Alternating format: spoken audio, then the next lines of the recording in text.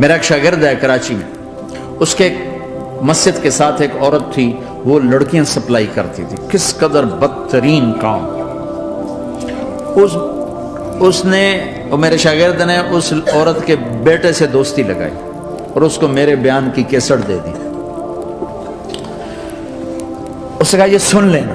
اس نے گھر میں جا کے لگا لی، اس کی ماں کام کرتے ہوئے چلتے پھرتے سن رہی، کانوں میں آواز پڑ رہی۔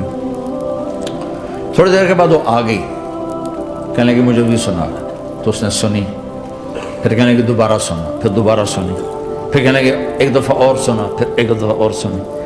کہنے لگے یہ کون ہے؟ کہ پتہ نہیں کون ہے۔ کہ کس نے دی؟ کہ یہ مولوی صاحب جو مسجد کا، اس نے دی۔ تو اس نے بیٹے کو لیا اور مسجد کے دروازے پر آ کے، لوگ تراویح پڑھ کے نکل رہے تھے، انہوں نے کہا میں یہاں کے امام سے ملنا چاہتی ہوں۔ تو آ گیا، امجد نام ہے اس کا۔ کہا مولوی صاحب یہ کیسٹ آپ نے دی ہے؟ کہا جی۔ یہ کون ہے؟ کہ میرا استاد ہے۔ کیا نام ہے؟ طارق جمیل۔ کہ اس نے کہا ہے کہ جتنے بھی گناہ کرو توبہ کرو تو قبول ہو جاتی ہے، تو میری توبہ قبول ہو سکتی ہے؟ تمہیں تو پتہ میں کیا کرتی ہوں۔ کہاں بی بی توبہ تو سب کی قبول ہے۔ کہ اچھا پھر میں تمہیں گواہ بناتی ہوں، میری توبہ، میری توبہ۔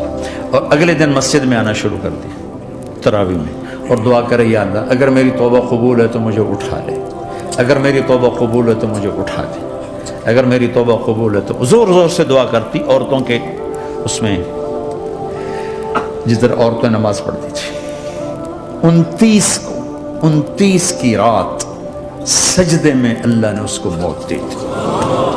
ساری زندگی لڑکیاں سپلائی کی اور موت آئی رابعہ بصری جیسی۔ توبہ ایسی چیز، اے اللہ میری توبہ قبول ہے تو مجھے اٹھا لے۔ 29 کی رات سجدے میں اللہ نے اس کی روح کو قبض کیا۔